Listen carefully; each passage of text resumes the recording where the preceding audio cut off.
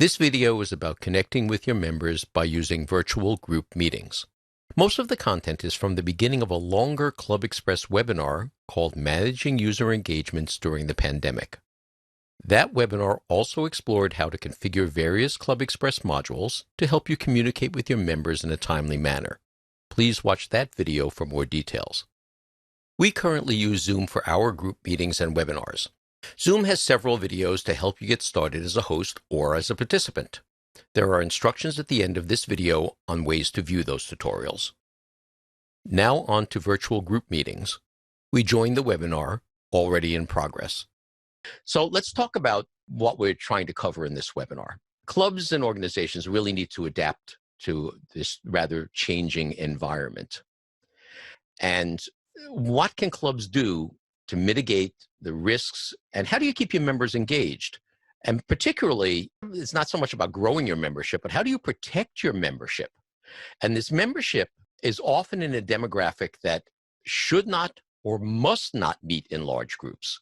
I mean, a lot of organizations for aging in place villages or enthusiast clubs are people that are at risk, the seniors and people that you just don't want to get involved in large groups. And maybe it's because you simply can't meet because of imposed restrictions.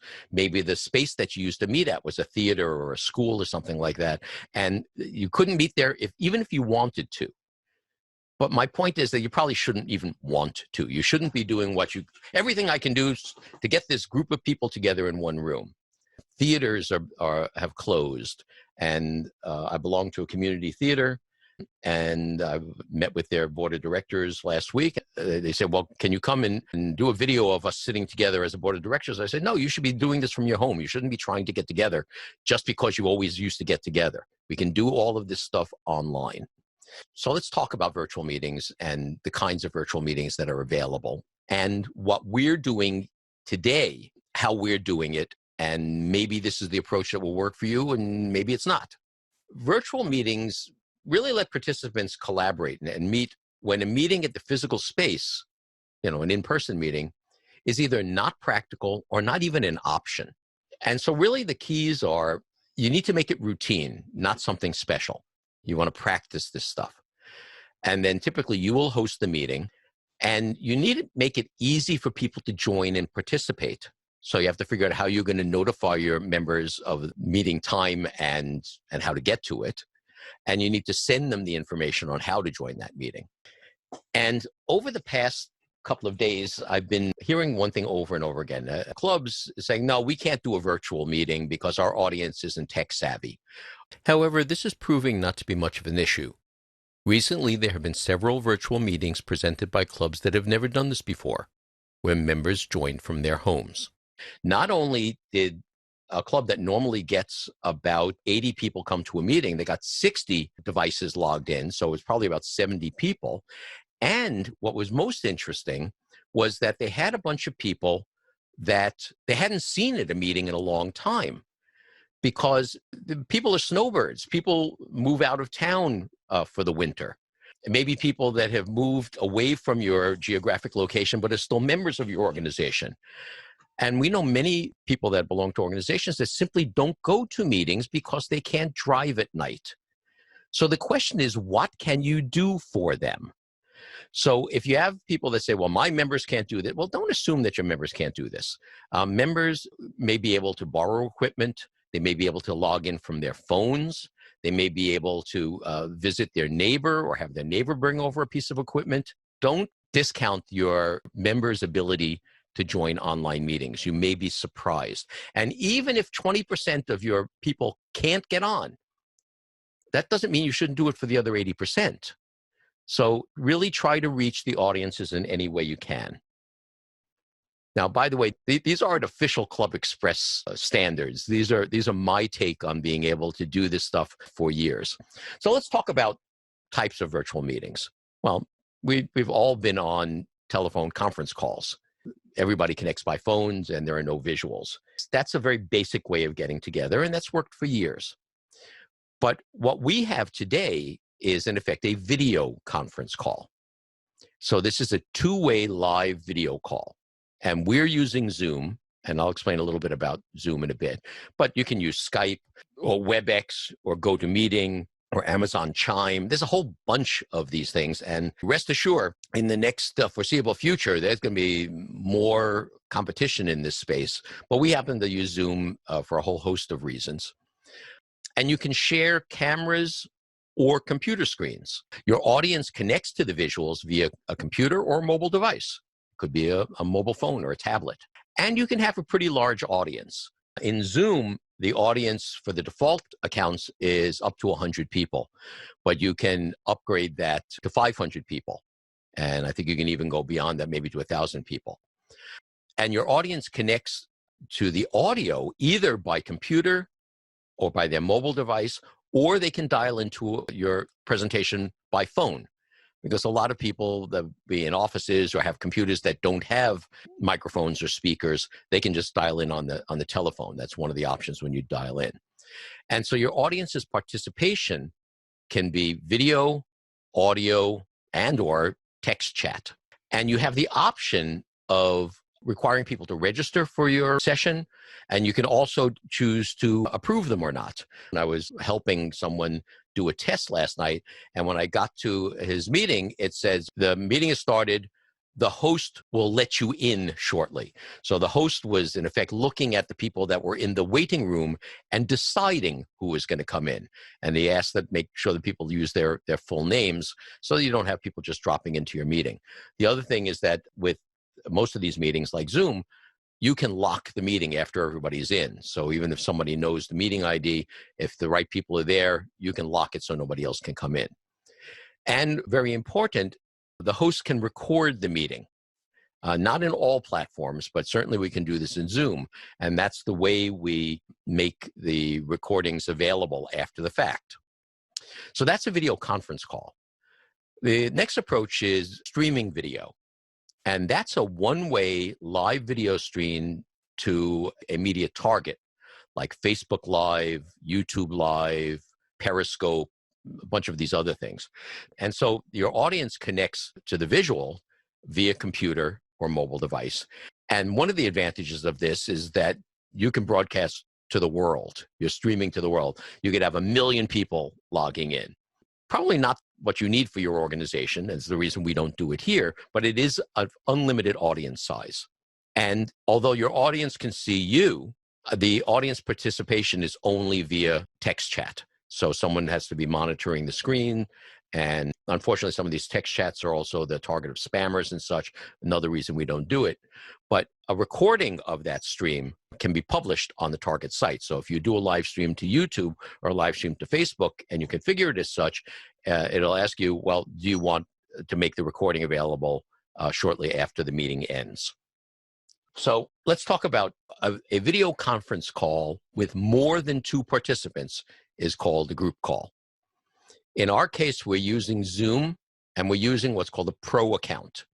And I'll explain the difference in a moment. If you want to consider getting an account, you go to zoom.us, and you can register an account with them, a couple of different kinds of accounts.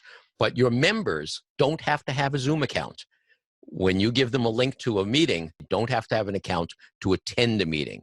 You need an account to host a meeting. And a platform like Zoom has a couple of different levels. There is a basic account, which is free.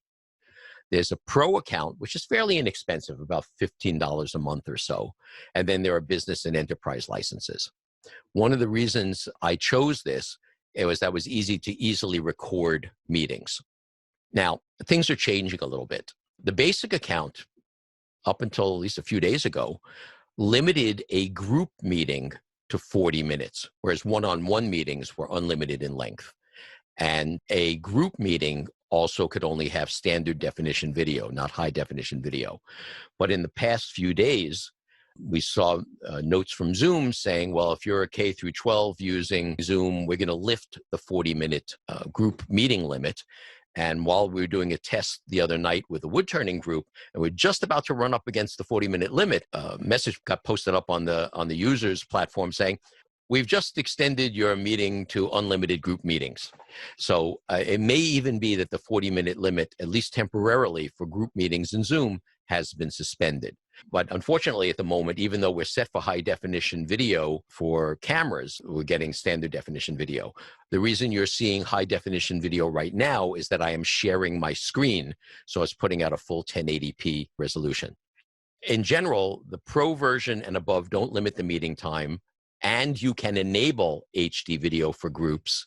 And there are a couple of different views. There's speaker view and gallery view. When someone's not sharing the screen, you can either look at one person at a time, the active speaker, or whoever the person has highlighted. And then you have this thumbnail strip view, which is in screen share. For those of you that have that up and don't want to see everybody, there's a little icon at the top of that film strip, and you can minimize it, or you can just change it to the active speaker. So now, I've got a couple of suggestions for those of you who host group calls. You got to send them some instructions. And what you do is typically you send out an email or a text message that has a link to the URL, the address for the call. When they click on the link, if it's the first time they're doing this, it downloads a small software program that enables them to view and participate in the video call. Then it connects to the call. And if appropriate, the device might ask for permission to share the camera and microphone. The host can set options for all meetings. And it depends whether it's a basic or a pro account. Like right now, we're allowing co-hosts who can do most of what a host can do, meaning they can mute people, they can start and stop recording, they can spotlight people and all of that, but they can't start or stop the meeting. And you can specify that you want to allow a high definition video in groups. And one thing that I recommend is a thing called optimized recordings for third-party editors. In fact, if I come up here for a moment, this is my general settings window for Zoom. So this has got some general settings, and more settings opens a website here. You have video settings here. You test your audio settings here. And the reason I'm showing you this is that when your attendees can't do something, you can talk them through this screen if you like. You can test your speaker. You can test and pick your microphones here and things like that. And what I was talking about for recording, and there's nothing intuitive about this, is the host should go into recording and choose this thing here that says optimized for third-party video editor. That makes a much higher quality recording and likely will not crash your video editor. And then we've got a statistics screen here that I can see what the video is like and what the screen sharing is like, so I can confirm the way people are connecting to me. And so during the meetings, there are options that the host or the co-host can do. You can mute microphones on entry so that when people come into the room, their microphones are quiet. You can mute everyone and optionally let users unmute their microphones. You can spotlight video. You can decide who everybody should be looking at. So if you have the president is starting with the meetings, and you spotlight the president's camera. And then when it's the treasurer's report, you spotlight the treasurer's camera. So everybody looks at the same person. You can optionally let participants share their screen, which is really useful if you're working on a document or a message you're going to send out, and you need a couple of people to come in and look at this document that you're preparing. That's a reasonable way to share screen, and particularly in a small group. And in a pro account for a video group call, you can record either to your local hard disk or to the cloud. The advantage of doing it to the cloud, particularly for shorter meetings, is that you could then just publish a link to that video on the cloud, and then your members or people that need to see that video can do it without you having to upload it someplace. And for users, there are a couple of suggestions. You can tweak your own settings. In Zoom, at the lower corner of the screen, next to the microphone icon, there's an up arrow where you can choose the microphone and speaker that you want to use. And then the up arrow next to the video icon, you can choose a video source.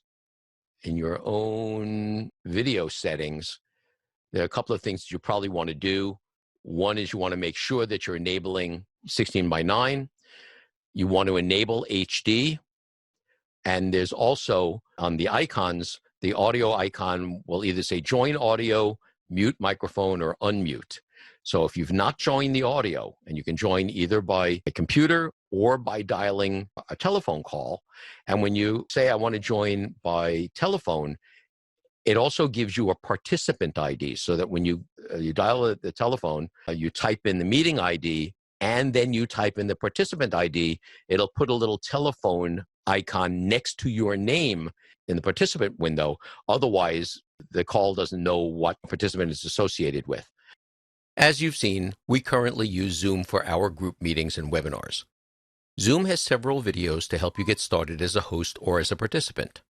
Visit www.zoom.us and click on the resources link, then select video tutorials from the menu. Or click on the support link and choose from a variety of popular topics and 1-minute video introductions. So now you have an overview of some ways to remain connected with your members by using virtual group meetings. Please watch the webinar titled Managing User Engagement During the Pandemic for more information about configuring ClubExpress modules to help you communicate with your members in a timely manner. Thanks for watching, and we'll see you in future webinars.